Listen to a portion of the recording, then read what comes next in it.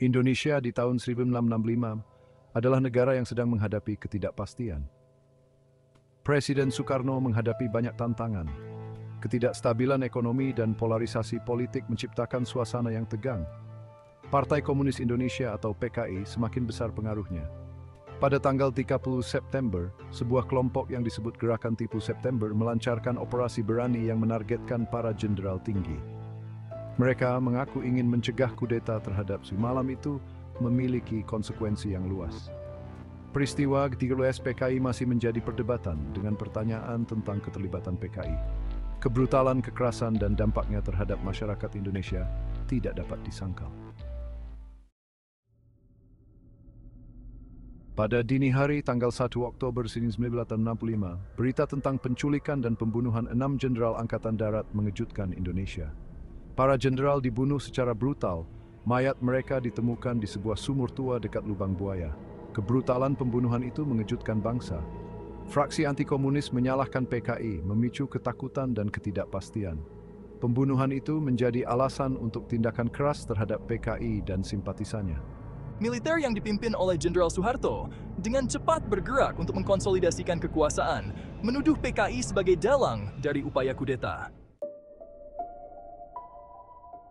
Setelah peristiwa G30S PKI, Indonesia mengalami teror dan kekerasan. Indonesia memulai kampanye pembunuhan massal dan pemenjaraan yang menargetkan PKI. Pembersihan ini meluas keluar PKI, menargetkan siapapun yang dicurigai memiliki simpati komunis. Guru, seniman, intelektual etnis Tionghoa, dan anggota serikat pekerja terjebak dalam pusaran kekerasan. Kekerasan terjadi di mana-mana dan brutal, dengan pembunuhan massal yang dilakukan di seluruh negeri. Perkiraan jumlah korban tewas bervariasi, mulai dari ratusan ribu hingga lebih dari 1 juta. Pembunuhan itu meninggalkan luka yang mendalam di jiwa bangsa, menciptakan iklim ketakutan dan keheningan. Tragedi G30S PKI meninggalkan warisan trauma dan penderitaan yang abadi.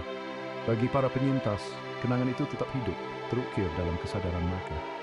Ketakutan akan persekusi, kehilangan orang yang dicintai, dan pengalaman kekerasan menciptakan luka psikologis yang mendalam. Selama beberapa dekade, budaya bungkam menyelimuti peristiwa 1995-1996. Narasi resmi menyalahkan PKI dan menekan versi lain.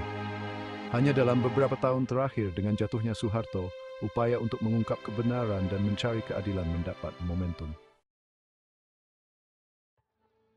Interest bespedi undispetsieran centralshaming proagansing gut. PKI didemonisasi dan kekerasan terhadap mereka dibenarkan sebagai pembelaan diri. Salah satu alat yang ampuh adalah film pengkhianatan G30S PKI, sebuah cerita fiktif tentang peristiwa tersebut. Film tersebut menggambarkan PKI sebagai orang-orang yang bejat moral dan pembunuhan sebagai tindakan heroik. Dalam istimewa kami sangat besar, menjadi sumber sinumbana utama tentang peristiwa di G30S PKI. Film ini menanamkan rasa takut dan kebencian, melegitimasi pemerintahan Orde Baru, dan membungkam suara-suara yang berbeda. Tragedi G30S Safari tak dibabat hingga sensitif dan belum selesaikan dan Indonesia Review. Pencarian kebenaran, keadilan, dan rekonsiliasi sangat penting bagi Indonesia untuk maju. Langkah penting adalah mengakui kekejaman dan memberikan suara kepada para korban.